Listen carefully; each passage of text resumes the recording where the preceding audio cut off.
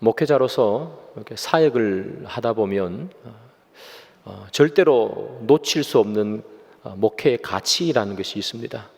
다른 무엇과도 이렇게 바꿀 수 없는 소중한 가치. 그 가치가 무엇인가 하면 하나님께서 원하시는 교회를 세우는 것입니다. 하나님께서 원하시는 교회, 그 교회가 어떤 것인가? 모든 목사님들 아마 하나님께서 원하시는 교회를 세우고 싶을 것입니다. 저 또한 그것이 제 목회 사역의 가장 큰 가치입니다. 하나님께서 원하시는 교회의 모습은 당연히 내 머릿속에서 나오는 것이 아니라 성경에 기록되어 있습니다. 우리가 성경을 한번 보겠습니다.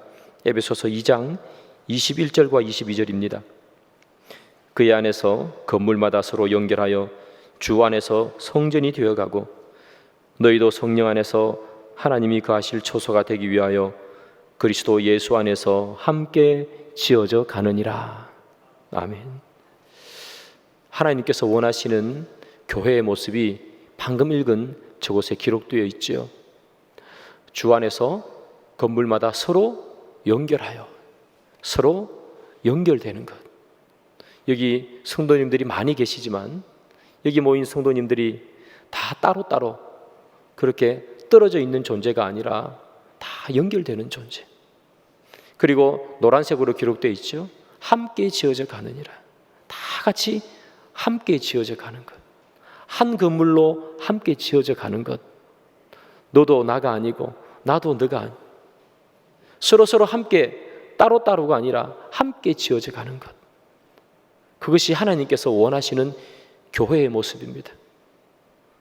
우리가 몇백 명이 여기서 예배를 드리지만 우리가 다 함께 되는 것, 다 연결되는 것, 그것이 주님이 원하시는 교회죠. 그래서 하나님께서 원하시는 교회는 뭐냐? 함께의 정신이 있는 교회입니다. 그것이 사라지면 너무나 견디기 힘들고 아프죠. 우리가 코로나19 가운데서 제일 하지 못했던 것이 바로 이 함께라는 겁니다. 함께 예배드리지 못하고 함께 식사하지도 못하고 함께 모여 하나님의 말씀을 나누지도 못했습니다. 우리는 코로나19라는 그 시간들 속에서 어찌하든 예배를 드렸지 않습니까? 영상으로 예배를 드리기도 하고 때로는 숫자를 제한해서 이곳에 모여서 예배를 드리기도 했습니다. 어쨌든 우린 그 당시에 예배를 쉰 적이 없습니다. 하나님과의 관계는 꾸준히 쌓아갔습니다. 그럼에도 불구하고 하나님과의 관계를 꾸준히 쌓았음에도 불구하고 무엇인가 우리 마음속에 다 만족스럽지 못하고 무엇인가 부족함이 느껴졌던 이유는 무엇인가 하면 예배를 드리지 못해서가 아니라 함께 하지 못했기 때문입니다. 우리 성도가 각각 따로따로가 아니라 함께인데 함께 이곳에 와서 예배 드리지 못하고 함께 말씀 나누지 못했기 때문입니다. 각자 흩어져 가정에서 TV를 보면서 핸드폰을 보면서 각각 떨어져 있으니 하나님의 은혜가 우리 마음속에 와도 완전히 만족할 수 없었던 것은 함께의 정신이 사라졌기 때문입니다. 그래서 성도가 온전한 하나님의 은혜를 받는 것은 하나님의 말씀의 은혜 가운데 거하는 것뿐만 아니라 거기에 더해서 함께의 정신이 같이 있을 때 그때 우리는 진정한 만족을 누리는 거죠. 우리는 하나님을 은혜로 믿습니다. 우리가 믿음으로 구원을 받으면 그것은 전적으로 개인적인 일이겠죠. 개인적으로 구원을 받는 것입니다. 그러나 구원받고 난 이후에 성도의 모든 삶은 개인의 삶이 아니라 공동체의 삶으로 묶여져 갑니다. 그래서 성경은 방금 얘기한 것처럼 함께 지어져 간다고 말합니다. 홀로 하나님의 성전을 만드는 것이 아니라 함께 지어져 가는 것입니다.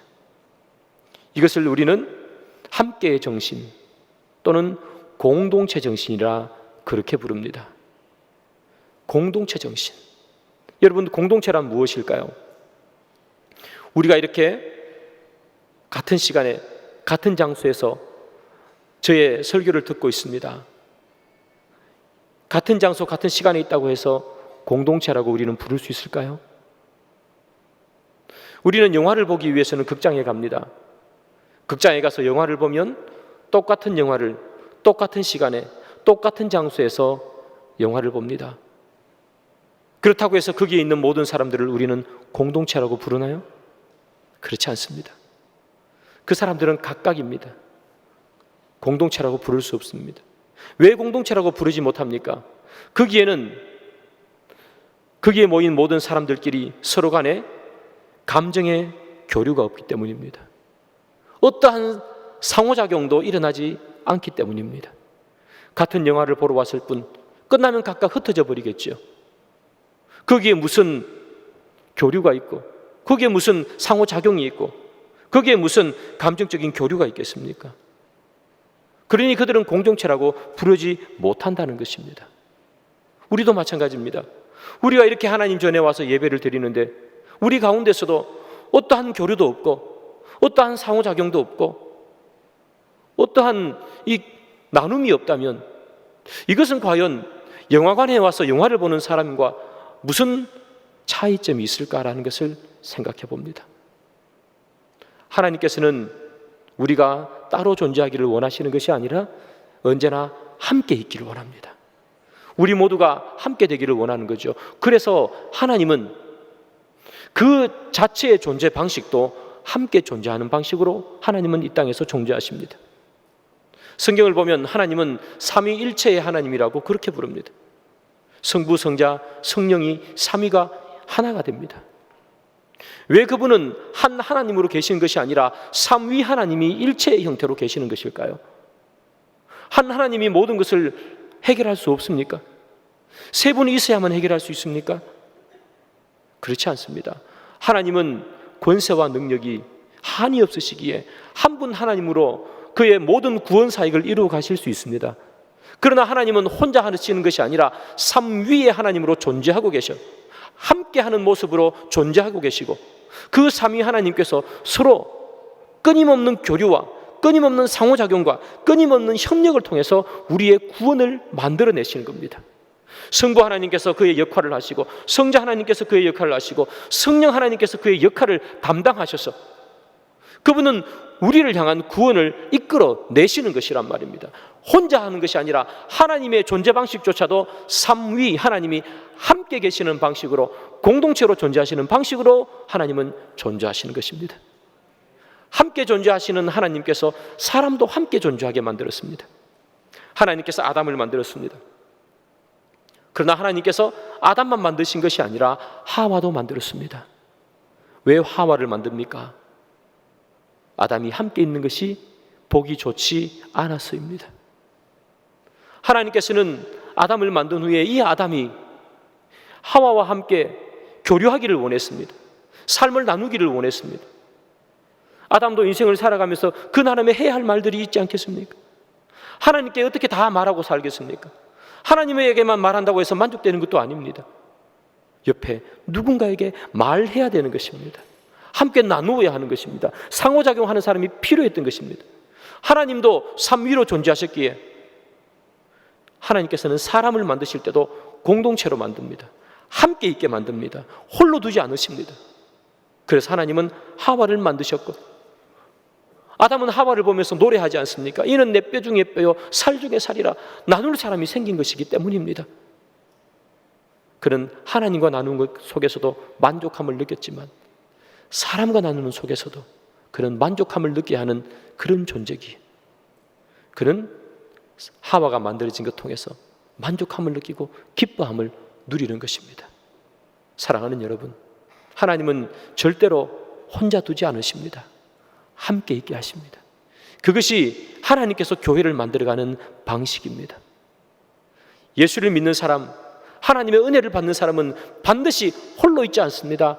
함께로 나아갑니다. 사마리아 여인을 보십시오. 이 여인이 예수를 믿었습니다.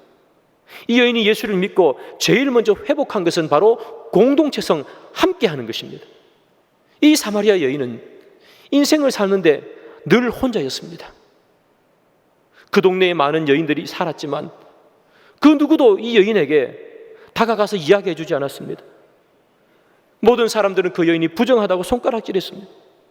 너는 남편이 5명이나 되는구나. 그 누구도 그녀를 거들떠보지 않고 그녀와 함께 삶을 나누지 않았습니다. 이 사마리아 여인이 가장 힘들었던 것은 무엇이냐면 경제적인 어려움이 아닙니다. 그 여인이 가장 어려웠던 것은 그 누구도 자신과 함께 있어주지 못했다는 사실입니다. 아무도 그녀와 함께 있지 않습니다. 너무나 외롭습니다. 그 누가 그녀 옆에 한 명이라도 와서 그녀가 남편이 5명이나 될 수밖에 없었던 그녀의 인생의 이야기를 들어주기만 했더라도, 그렇게 험한 인생을 살아야 했던 삶의 궤적을 들어주며 함께 눈물을 흘리기만 했더라도 아마 이 여인은 5명이나 되는 남편을 두지 않았을지도 모릅니다. 그러나 단 한 명, 그녀의 이야기를 들어주고 그녀의 눈물을 닦아주고 그녀의 등을 쓰다듬어 줄 사람이 한 명이 없었습니다. 하나님이 그 여인에게 찾아가는 겁니다. 예수님께서 그 여인에게 찾아갑니다. 그 여인에게 나는 너희들이 이제까지는 볼 수 없었던 그런 생명의 생수 같은 사람이라 그렇게 말씀했습니다. 여인이 예수님과의 대화 속에 구원의 감격을 느낍니다. 나도 혼자가 아니구나. 나도 혼자가 아니구나. 나를 위해 목숨을 버려줄 사람이 있구나. 나에게 영원한 생수를 줄 수 있는 사람이 있구나. 그녀는 예수님을 믿어서 너무나 기뻤습니다. 그래서 그녀가 당장 물동이를 버려두고 어디로 뛰어 들어가는가? 마을로 뛰어 들어갑니다. 그리고 이제까지 그녀를 손가락질하고 그녀를 따돌리고 그녀를 괴롭혔던 수많은 여인들에게 다가가서 내가 구세주를 만났습니다. 내가 이제까지 볼 수 없었던 생명의 생수되는 사람을 만났습니다. 그렇게 이야기합니다. 그러자 이 여인의 말은 이제까지 거들떠보지도 않던 그 동네 사람들이 이 여인에게 다가와서 귀를 기울입니다. 당신이 이야기한 것을 나에게 다시 한번 자세히 얘기해 주십시오. 그녀는 이제까지 혼자였는데 예수의 복음을 듣고 뛰어들어가니 많은 사람들이 그 여인과 함께 하게 되었습니다. 사마리아에 있는 그 동네에 살던 많은 여인들이 그 여인을 둘러싸며 그 여인이 해주는 이야기를 듣습니다. 그리고 그들이 다 함께 예수님을 찾아갑니다. 그래서 청합니다. 예수님, 이 여인에게 해주었던 말씀을 나도 듣고 싶습니다. 우리 마을에서 머무르시면서 생명의 말씀을 우리에게 해주십시오. 예수님께서 그 말씀을 들으시고 이틀 동안 그곳에 머물러 계십니다. 이틀 동안 예수님께서 그 사람들에게 말을 합니다. 복음을 선포합니다. 예수님이 복음을 선포할 동안에 이 사마리아 여인도, 그리고 그 사마리아 여인을 손가락질했던 사람들도 한시에 한 자리에 모여 예수님의 말씀을 듣습니다. 그 자리에는 너도 없고 나도 없고 손가락질했던 사람도 없고 손가락질 받던 사람도 없습니다. 오로지 예수 복음 아래서 모두가 하나 되어 예수의 말씀을 경청합니다. 그리고 마음에 기쁨을 얻습니다. 복음은 바로 이것입니다. 복음은 갈라졌던 것을 하나로 만드는 것이고 헤어졌던 사람을 하나로 뭉치는 것이고 비난하고 비난받던 사람을 하나로 만들어내는 것, 이것이 복음의 능력인 줄 믿습니다. 사랑하는 여러분, 이 여인은 이제는 소외된 사람으로 살아가는 것이 아니라 예수의 복음 때문에 함께 어울려 살아가는 사람이 된 것입니다. 이전까지는 그 많은 사람들 가운데서 그녀는 홀로였지만, 그러나 예수를 믿고 난 후에 그녀는 이제 홀로가 아니라 함께하는 삶을 삽니다. 이것이 하나님께서 우리에게 주시고자 하는 그런 생명의 방식입니다. 함께하는 것, 함께 지어져 가는 것, 아픔을 준 사람도 아팠던 사람도 함께하는 것, 유대인도 이방인도 함께하는 것, 너도 나도 서로 함께 되는 것, 그것이 진짜 하나님께서 원하시는 교회의 모습인 것이죠. 초대교회 성도들을 보십시오. 여러분, 그들은 늘 함께하기를 소망했습니다. 그들은 언제나 모이기만 하면 공동체를 형성했습니다. 그들은 늘 가정으로 가서 가정교회에서 모여서 그곳에서 하나님의 말씀을 듣고 그곳에서 하나님을 찬미하고 그곳에서 떡을 떼며 성도의 교제를 나눕니다. 때로 그들에게 핍박이 왔을 때 그들은 홀로 따로 떨어져 있지 않고 카타콤이라는 곳에 내려가서 어쨌든 모여서 함께 예배를 드렸습니다. 하나님을 믿는 사람은 홀로 있지 않습니다. 늘 함께 합니다. 함께 세워져 갑니다. 그것이 하나님께서 우리에게 주신 원리지요. 이렇게 예수의 이름으로 어떤 상황 가운데서도 함께 모여 하나님의 은혜를 높이는 사람들, 그 사람들을 우리는 교회라고 부릅니다. 그래서 교회란 건물이 아니라 예수 그리스도를 우리의 구주로 믿고 그것을 함께 신앙 고백하며 함께 모이는 무리를 교회라고 부릅니다. 그렇다면 우리는 생각해 봐야 하는 것이 있습니다. 우리 교회는 교회인가 하는 것입니다. 우리는 이렇게 주님 앞에 나와서 예배를 드리는데 우리는 공동체의 모습을 가지고 있는가? 여러분, 앞뒤 계신 분, 옆에 계신 분을 한번 둘러보시기 바랍니다. 여러분, 이름을 아십니까? 여러분, 그분의 아픔을 아십니까? 여러분, 앞뒤 계신 분, 옆에 계신 분, 그분의 사정을 혹시 알고 계십니까? 그분의 기도 제목을 알고 그분이 아파 눈물 흘리는 눈물의 제목을 여러분 아십니까? 어찌 보면 우리는 똑같은 시간에 와서 영화를 보는 극장 안에 있는 사람 같은지도 모릅니다. 함께 하나님의 이름을 부르고 함께 나와 하나님을 찬송함에도 불구하고 내 앞에 있는 사람 누군지도 모르고 내 옆에 있는 사람, 그 사람의 상처, 내 뒤에 있는 사람 기도 제목조차 모르고 그렇게 우리는 살아가고 있습니다. 따로따로 혼자 존재하는 사마리아 여인 같은 삶을 살고 있는지도 모릅니다. 사랑하는 여러분, 저는 우리가 그런 삶을 살지 않기를 원합니다. 우리 성일교회 성도들은 홀로 있는 성도가 아니기를 원합니다. 우리는 모두가 함께 하나로 달려가는 성도가 되기를 원합니다. 그렇다면 여러분, 우리는 어떻게 혼자 있지 않고 우리는 함께 할까? 우리는 어떻게 하면 함께 지어져 갈 수 있을까? 목적이 이끄는 삶이라는 아주 유명한 책을 쓴 릭 워렌 목사님이 계십니다. 이 목사님이 이런 말씀을 하셨습니다. 교제에 있어서 그 크기는 매우 중요하다. 작을수록 좋다. 큰 무리와 함께 예배를 드릴 수는 있지만 교제는 할 수 없다. 큰 무리와 함께 있으면 예배를 드릴 수는 있지만 교제를 나눌 수는 없다. 우리가 앞에 계신 분, 옆에 계신 분, 저 옆에 계신 분, 그분의 이름조차 모르고 그분의 삶의 정황조차도 모르는 이유는 무엇일까요? 하나님의 말씀으로 나누는 시간이 없었기 때문입니다. 예배드리고 집으로 가기 바빴고 이 세상에서 살기 바빴기 때문입니다. 저 옆에 있는 사람의 아픔을 나도 함께 지우고자 하는 그런 마음이 없었기 때문입니다. 그래서 어떻게 하면 우리는 홀로 있지 않는가? 릭 워렌 목사님이 말씀하신 것처럼 작게 모일 때 우리는 그것을 할 수 있습니다. 이렇게 몇백 명이 모여서 어떻게 나눌 수 있겠습니까? 이 예배라는 시간 속에서 작게 모이는 것이죠. 그래서 오늘 설교의 제목이 뭡니까? 뭐죠? 왜 목장인가? 왜 목장인가? 우리가 목장으로 모여야 하는 이유를 몇 주간에 걸쳐서 제가 설교하려고 합니다. 시리즈 설교의 시리즈 큰 제목은 뭐냐? 우리는 이제 목장으로 간다. 왜 목장으로 가야 하는가?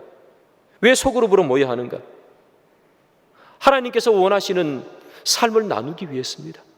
이 사마리아 여인 같은 그런 홀로 존재하는 여인을 한 명도 남겨두지 않기 위해서입니다. 우리가 함께 하나님 말씀 아래 서로 한 형제요 한 자매라고 얘기하는데 그 누구도 그들 떠보지 않는 사람이 단 한 명이라고 있다면 그것은 우리의 책임 아니겠습니까? 우리는 그렇게 존재하는 사람들이 아닙니다. 우리는 서로 나누어야 하고 작은 모임으로 함께 모여 삶의 어려움과 인생의 어려움과 하나님께서 주시는 은혜를 함께 나누어야 하는 것입니다. 그때 우리는 하나님께서 원하시는 교회라는 그런 이름에 걸맞는 성일교회가 되는 것이겠죠. 여러분, 초대교회 성도들은 작게 모이기를 무던히 애썼습니다. 베드로가 설교하면 하루에 3,000명이 세례를 받았습니다. 이 초대교회 성도들은 크게 모이려면 크게 모일 수 있었습니다. 그러나 초대교회 성도들은 언제나 작게 모였습니다. 언제나 가정에서 모였습니다. 크게 모이는 것을 원하지 않았습니다. 작게 모였습니다. 1920년에 영국 군대에 의해서 유적지가 하나 발견되었습니다. 그 유적은 유프라테스 강 위쪽에 있는 그곳인데요, 그곳 유적을 뭐라고 이름 붙이느냐? 두라 유로포스 지역이라 그렇게 이름 붙입니다. 이 두라 유로포스 지역에 오래된 건축물 하나를 발견했습니다. 그 건축물을 자세히 살펴보니 약 기원 후 AD 250년경에 지어진 그런 건물이었습니다. 건물을 살펴보니 그것은 예배당이었습니다. 지금까지 발견되어진 가장 오래된 예배당, 그것이 바로 두라 유로포스 지역에서 발견된 AD 250년의 그 건물입니다. 그 건물을 그런데 가만히 보니까 예배를 드렸는데 예배당으로 지어진 건물이 아니었습니다. 무엇으로 지어졌느냐? 그 집은 그냥 가정집이었습니다. 가정집이었는데 가정집에 방이 몇 개가 있으니까 사람들이 오니까 방을 터서 벽을 허물어서 그냥 그렇게 예배당으로 만들었다는 것입니다. 이 유적지가 무엇을 말해주는가? 최소한 AD 250년까지는 초대교회 성도들은 예배를 하기 위해서 건물을 짓지 않았다는 것입니다. 그저 가정에서 모였을 따름이라는 것입니다. 가정에서 모이고 사람이 한두 명 와서 조금 비좁으면 그냥 자기 집에 있는 그 방에 담을 헐어서 그냥 그렇게 예배를 드린 것입니다. 왜 초대교회 성도들은 가정에서 예배를 드립니까? 가정에서 예배를 드리는 이유는 무엇입니까? 작게 모이기 위함입니다. 크게 모이려고 했으면 건물을 지었을 것입니다. 그러나 작게 모이기 위해서 그냥 가정에서 예배를 드렸습니다. 왜 작게 모입니까? 그래야 나눔이 있기 때문입니다. 그래야 사마리아 여인 같은 이런 홀로 존재하는 사람이 없기 때문입니다. 10명, 15명 그 모임 속에서 소외를 아무도 시키지 않기 때문에 그렇습니다. 삶에 살아가면 그 삶에 주는 그 아픔과 인생의 아픔과 어려움을 서로 기도하기 위해서입니다. 여러분, 우리 둘러보십시오. 여러분들의 서로의 기도 제목을 아시는 분이 누가 있습니까? 거의 대부분은 옆에 있는 사람, 앞뒤에 있는 사람의 기도 제목을 우리는 알지 못하고 신앙생활합니다. 초대교회 성도들은 그것이 싫었습니다. 서로 알기를 원했고, 서로 기도해 주기를 원했고, 서로 교류하기를 원했습니다. 아픔이 있으면 서로 기도해 주고 서로 아파해 주기를 원했습니다. 그래서 그들은 큰 건물을 짓지 않고 작은 가정에서 모여서 그렇게 예배를 드렸습니다. 그것이 교회의 모습이라는 겁니다. 그것이 하나님께서 원하시는 공동체의 모습인 거죠. 그래서 그들은 작게 모인 것입니다. 은혜를 나누기 위해서. 저는 우리 교회 성도들이 이런 작게 모이는 은혜가 있기를 소망합니다. 그리고 작게 모여서 서로 나누며 단 한 명도 이 사마리아 여인처럼 뒤처지는 사람이 없기를 소망합니다. 그 누구 한 명도 인생의 어려움과 아픔이 있음에도 불구하고 누구에게도 할 말을 하지 못해서 슬퍼하고 눈물 짓고 사마리아 여인처럼 그렇게 힘든 삶을 살지 않기를 원합니다.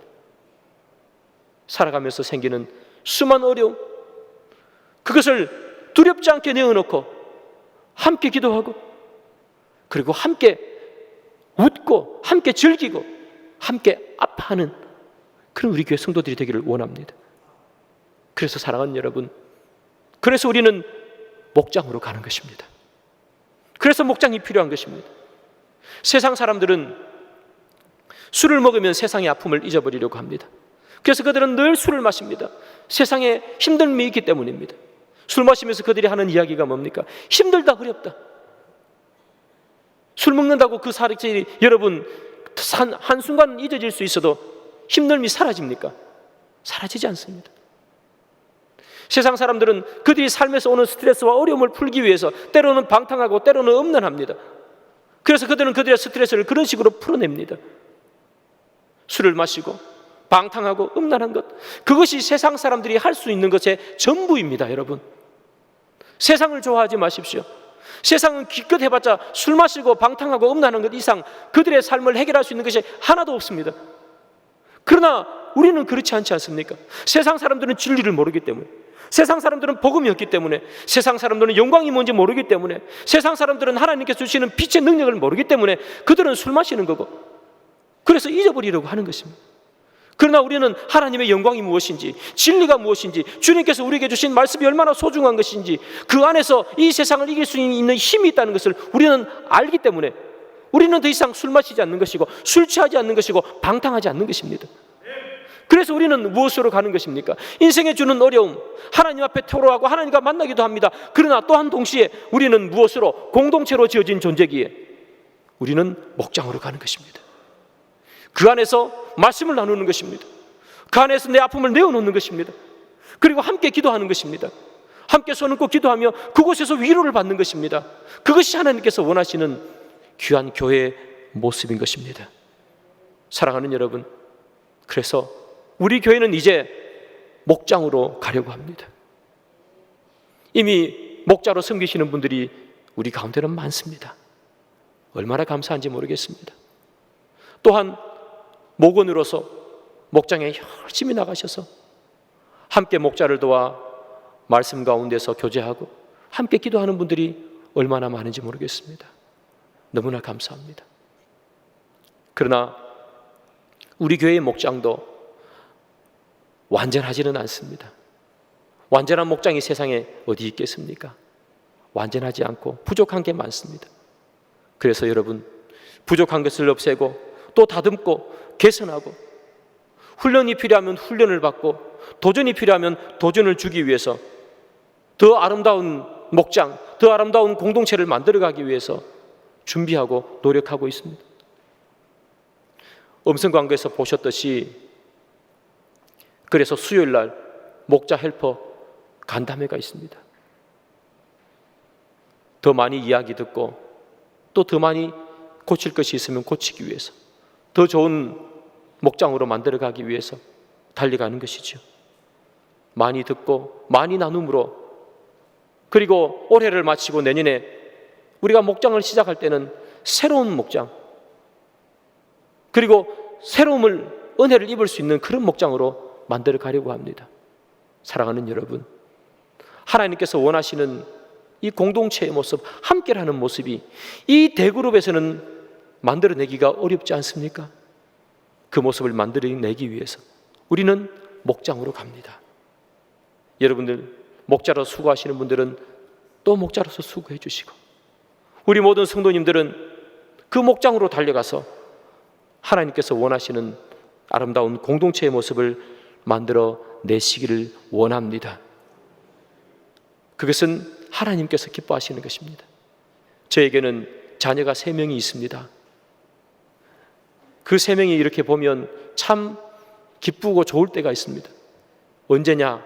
이 3명이 잘 저희들끼리 우애 좋게 놀 때입니다. 우애 좋게 놀고 서로 재밌게 놀면 참 그것만큼 보기 좋은 것이 없습니다. 그렇지 않습니까? 여러분, 자녀들 키워보셔서 아시겠죠? 그런데 이 3 자녀가 서로 싸워서 따로따로 있으면 그것만큼 마음 아픈 것이 없습니다. 하나님의 마음도 동일할 것입니다. 하나님은 우리가 함께 있기를 원합니다. 우리가 따로따로 나누어져 예배만 드리고 집으로 가면 되지라고 생각하면 하나님의 마음은 너무나 아픈 것입니다. 내 자녀이기에 내 자녀가 아니라고 말할 수는 없지만, 그러나 함께 있기를 원하시는 겁니다. 함께 서로 교류하고, 함께 아픔을 나누고, 함께 기쁨을 나누고, 함께 즐거움을 나누면 하나님께서 하늘에서 보시고 얼마나 기뻐하시겠습니까? 사람인 우리도 자녀들이 함께 잘 지내면 그렇게 보기 좋은데 하나님께서는 오죽하시겠습니까? 사랑하는 여러분, 이제 우리 목장을 시작한 지 얼마 되지 않죠? 여러분들이 계신 목장으로 이제부터는 달려가시길 바랍니다. 그리고 내년에 또 새로워질 목장, 그 목장으로 여러분 한 분도 빠짐없이 달려가시길 바랍니다. 그 안에서 마음껏 교제 나누시고 그 안에서 마음껏 우시고 그 안에서 마음껏 기도하시기 바랍니다. 그 함께하는 모습, 그 모습이 하나님께서 보기를 소원하시는 모습인 것을 기억하는 저와 여러분들이 되기를 주님의 이름으로 축복합니다.